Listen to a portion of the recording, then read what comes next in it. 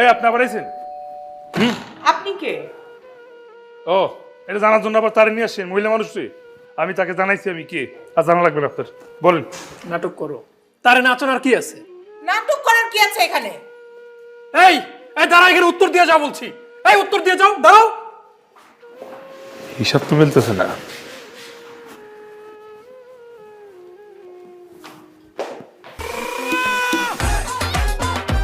এই এই লুকাচ্ছ কেন? বেরো। এই ভদ্রলোক কে? হ্যাঁ, আগে উত্তর দাও। একটু ওয়েট করো, উত্তর দিচ্ছি। এগুলো কি? হ্যাঁ, উনি কে? উনি কে? কি হলো, বোবা হয়ে গেছো নাকি? কে উনি? ম্যাডাম, ওর নাম হইতেছে আনোয়ার। আমরা দুজন প্রেম করি।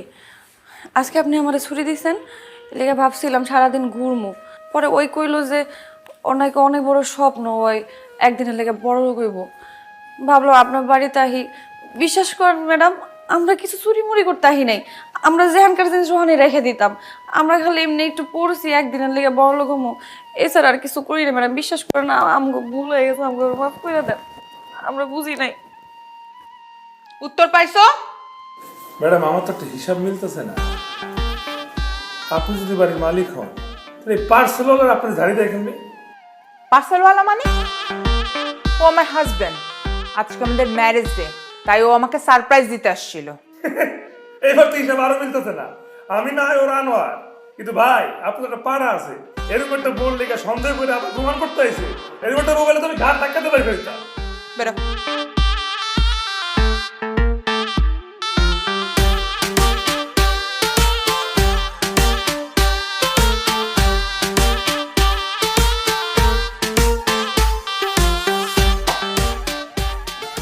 আমি যেন আর কখনো তোমাকে এই বাসার আশেপাশে না দেখি। এই এলাকায় তুমি আসবে না। তোমার মতো মেয়ে আমার লাগবে না।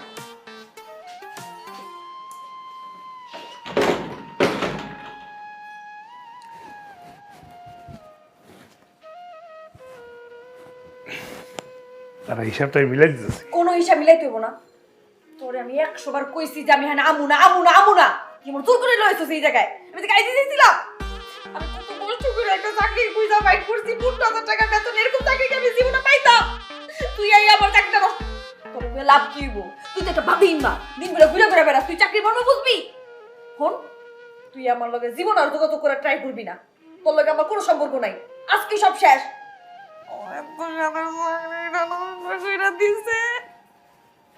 এরে মরিয়ম, হিসাবটা মিলাই দিতে পারতাম। শোন মরিয়ম,